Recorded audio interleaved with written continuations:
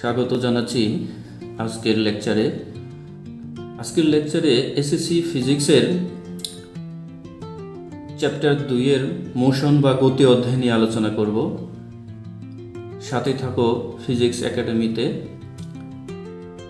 গতি অধ্যায়ের গত পর্বে আমরা সকল প্রকার গতির বিস্তারিত সংজ্ঞা সহ উদাহরণ জেনেছি। আজকে আমরা সকল প্রকার গতি সম্পর্কে আরও গভীরে জানব। শুরুতেই আমরা রৈখিক গতি ও চলন গতির মধ্যে পার্থক্য জেনে নেই। রৈখিক গতি ও চলন গতির মধ্যে পার্থক্যে আমরা দেখতে পাচ্ছি যে রৈখিক গতির ক্ষেত্রে বস্তু যখন কেবল সোজা পথ বরাবর গতিশীল থাকে, আর চলন গতির ক্ষেত্রে বস্তু প্রতিটি কণা একই সময়ে একই দিকে সমান দূরত্ব অতিক্রম করে। এই গতির ক্ষেত্রে কেবল সরল রৈখিক বা সোজা হয়।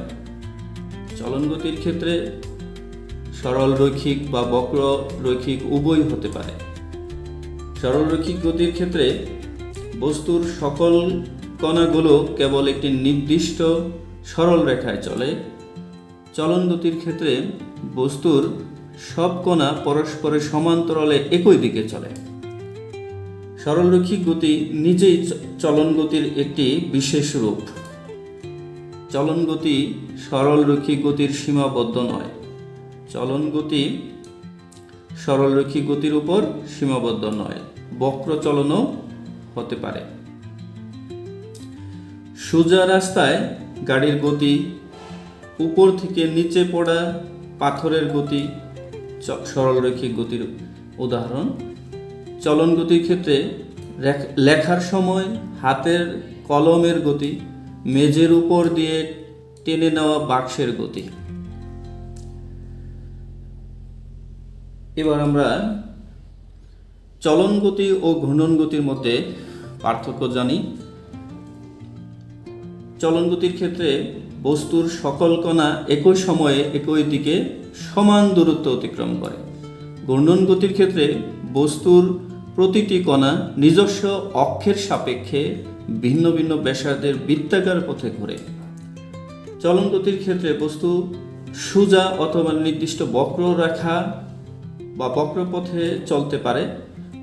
ঘূর্ণন গতি ক্ষেত্রে বস্তু একটি নির্দিষ্ট বিন্দু বা অক্ষকে কেন্দ্র করে ঘুরে।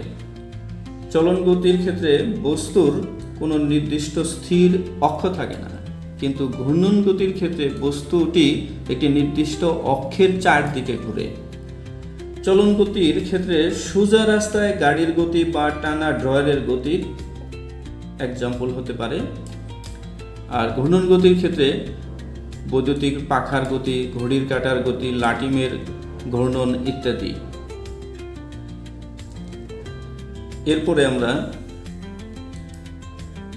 ঘূর্ণন গতি ও পর্যাবৃত্ত গতির পার্থক্য জেনে নেই।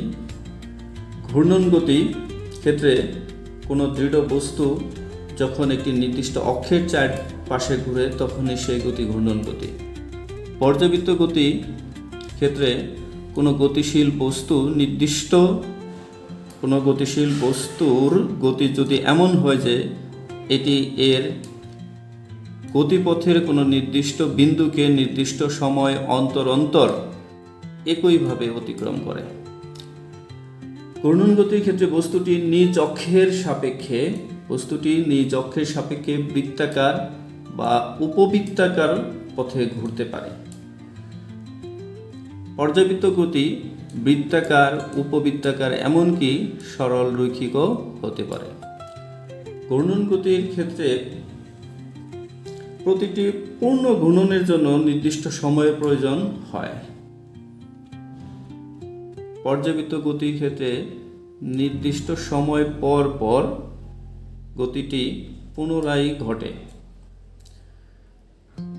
ফ্যানের উদাহরণ হিসাবে ফ্যানের ব্লেড, লাটিমের ঘূর্ণন গতির উদাহরণ। পর্যাবৃত্ত গতির সূর্যের চারপাশে পৃথিবীর বার্ষিক গতি বা ঘড়ির কাঁটার গতি। ঘূর্ণন গতির সকল ঘূর্ণন গতির সাধারণত পর্যায়বৃত্ত গতির অংশ। সকল ঘূর্ণন গতি সাধারণত পর্যায়বৃত্ত গতির অংশ, কারণ প্রতিটি ঘূর্ণন একটি নির্দিষ্ট সময়ের সম্পন্ন হয়। সব পর্যায়বৃত্ত গতি ঘূর্ণন গতি নয়, যেমন সরল দোলকের গতি ঘূর্ণন গতি নয়।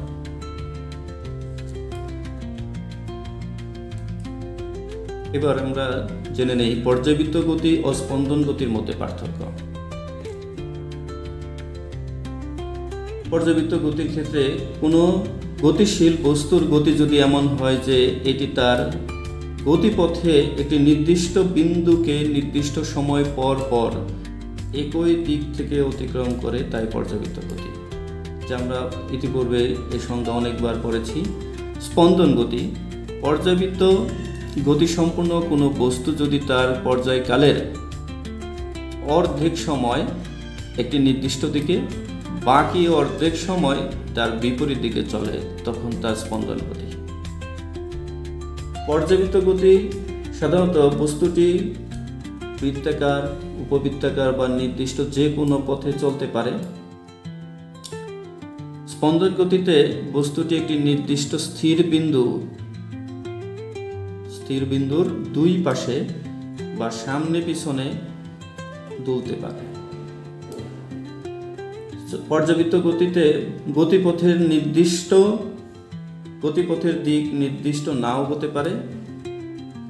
স্পন্দন গতিতে গতির দিক নিয়মিত বিরতিতে পরিবর্তিত বা বিপরীতমুখী হয়।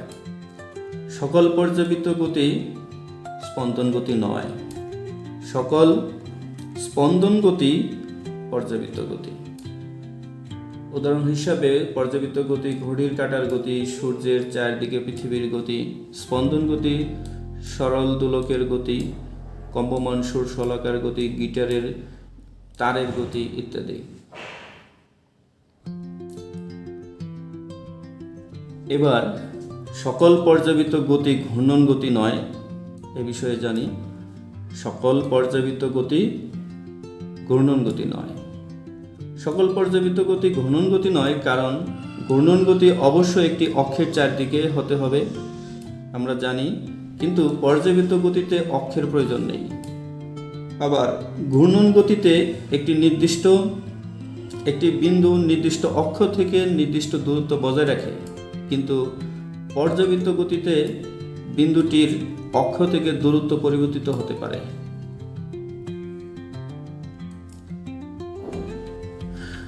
এবার সকল ঘূর্ণন গতি পর্যায়বৃত্ত গতি কিনা। সকল ঘূর্ণন গতি পর্যায়বৃত্ত গতি কিনা। ঘূর্ণন গতির ক্ষেত্রে কোনো বস্তু একটি নির্দিষ্ট অক্ষকে কেন্দ্র করে ঘুরে। এটি একটি নির্দিষ্ট বিন্দুকে একই দিক থেকে বারবার অতিক্রম করে ঠিকই, তবে নির্দিষ্ট সময় পর পর একই দিক থেকে অতিক্রম করা আবশ্যক নয়। পর্যায়বৃত্ত গতির জন্য সময়কাল বা পর্যায়কালের নির্দিষ্ট থাকতে হয়। যেসব ঘূর্ণন গতি অনিয়মিত বা অসমবেগে সম্পন্ন হয়, যেমন ফ্যান বা গাড়ির চাকার গতি মন্থর হওয়া, সেগুলো পর্যায়বৃত্ত গতি নয়।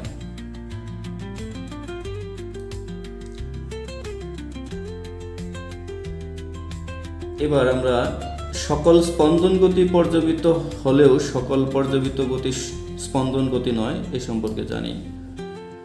পর্যায়বৃত্ত গতি সম্পূর্ণ সকল কণায় গতিপথের যে কোনো বিন্দুকে নির্দিষ্ট সময় পর পর অতিক্রম করে, কিন্তু স্পন্দন গতি সম্পন্ন কণাগুলো এদের গতিপথের অর্ধেক সময় যে পথে চলে, বাকি অর্ধেক সময় তার বিপরীত দিকে চলে, যা সকল পর্যায়বৃত্ত গতির ধর্ম নয়। যেমন কম্পমান স্প্রিং এর সংযুক্ত তারের গতি পর্যায়বৃত্ত হলেও তা গতিপথের অর্ধেক সময় যেদিকে চলে, বাকি অর্ধেক সময় তার বিপরীত দিকে চলে। কিন্তু ঘড়ির কাঁটার গতি পর্যায়বৃত্ত গতি হলেও তা পর্যায়কালের পুরো সময় একই দিক বরাবর ঘুরে, তাই সকল স্পন্দন গতি পর্যায়বৃত্ত হলেও সকল পর্যায়বৃত্ত গতি স্পন্দন গতি নয়।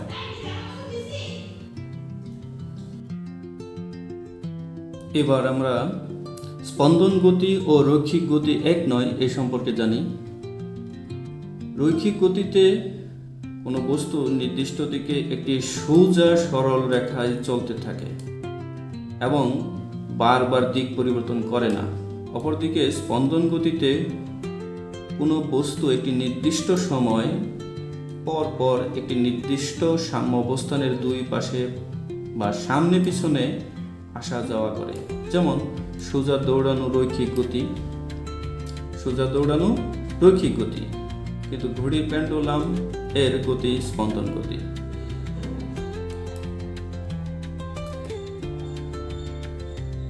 থ্যাংক ইউ, আল্লাহ হাফেজ। Stay connected with Physics Academy. See you next lecture.